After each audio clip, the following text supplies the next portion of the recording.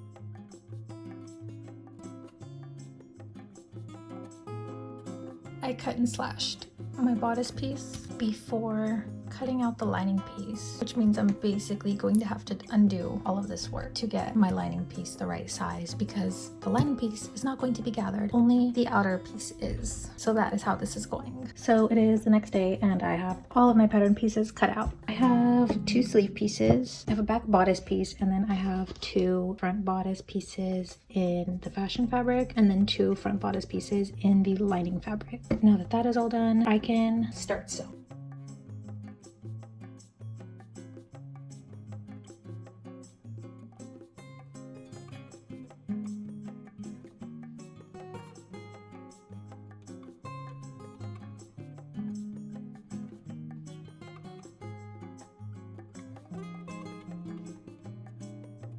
So I just went to Joann's and I picked up pretty much everything that I needed. I got these bra hooks because I need to fix a bra. I got a separating zipper because I need to fix a jacket. And then I got thread, which I forgot my fabric swatch when I went to the store, so this isn't like a spot on match, but it's close enough. Honestly, as long as it's blue, because up to this point I didn't have blue thread. So I have had to use gray thread, but now that I'm doing top stitching, hold on, can I show the top stitching? Here. Now that I'm doing top stitching, there's no way that I could get away with using gray thread and have it not show up on the front of the shirt, so I'm not going to do that. But yeah, I just want to get these fixes out of the way and then I can work on my dress. I love how I can sew a nearly perfect French seam on a sleeve with a gather, but I need to sew one 3-inch straight line for a shoulder seam, and this is the ass French seam that I end up with.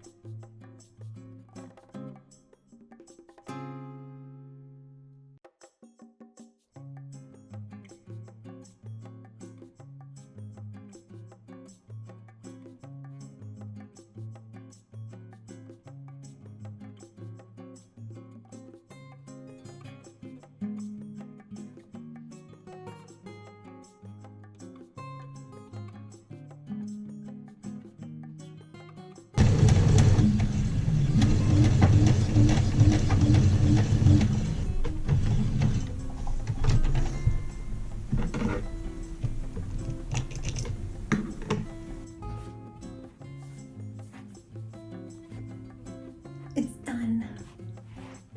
The concept is there and it looks almost identical to the sketch.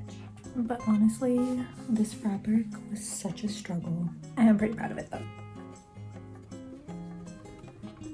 I'm mildly proud, maybe like a 7.5.